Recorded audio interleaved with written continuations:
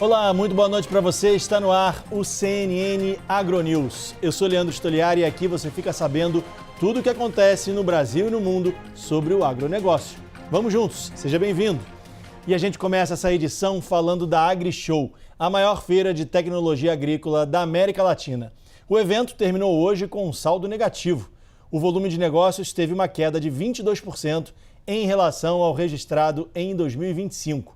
Foram quase 11 bilhões e meio de reais em vendas, mas segundo um balanço divulgado pela organização da feira, essas vendas ainda precisam ser efetivadas, o que costuma levar aí alguns dias. De acordo com o relatório, o resultado reflete o desempenho mais tímido de segmentos como máquinas agrícolas, irrigação e armazenagem, reflexo do crédito mais caro e do custo mais elevado no campo. Segundo a Abimac, que representa a indústria de máquinas e equipamentos, a venda de máquinas agrícolas caiu quase 20% no primeiro trimestre desse ano, na comparação com 2025. E o Banco do Brasil vai apostar em garantias, como alienação fiduciária, para tentar reduzir o risco de inadimplência. A estratégia do banco é alcançar 95% de adimplência no agronegócio até o fim desse ano. O BB também tem tomado outras medidas, como a melhora da análise de financiamento e da capacidade de custeio entre os produtores.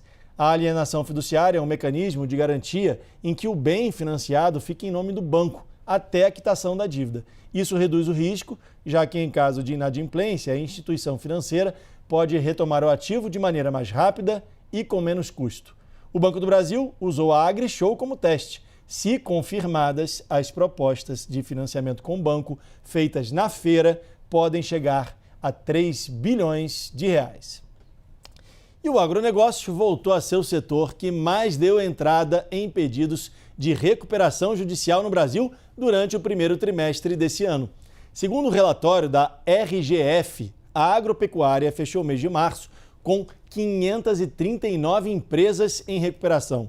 Esse número representa uma alta de 9,3% em relação ao último trimestre de 2025. Foi o maior entre todos os setores da economia.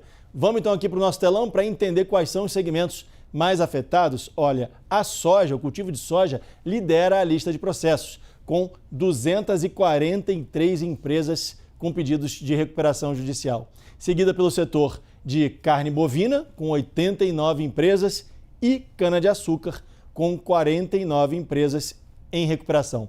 O estudo da RGF aponta ainda que o agro segue vulnerável à combinação de juros elevados, necessidade intensa de capital de giro, variação de preços e riscos climáticos, fatores que dificultam o refinanciamento das dívidas.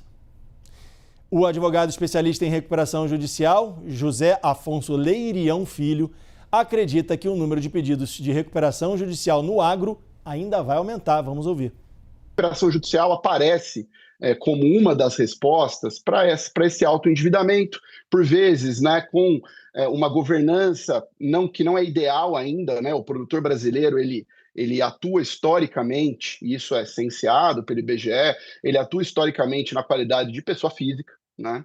O que historicamente também trouxe benefícios fiscais, né? Mas também traz uma governança menor, né? Hoje, para você pedir recuperação judicial com a alteração da lei em 2020, ou seja, temos pouco tempo de experiência ainda, né? A jurisprudência ainda está consolidando e tentando compreender as alterações legislativas.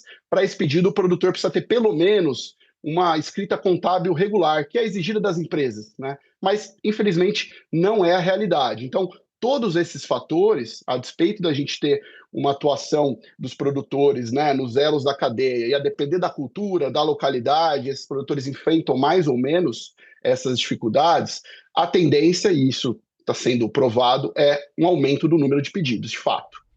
É isso, pessimista, né? Olha, o CNN AgroNews fica por aqui. Muito obrigado pela sua companhia.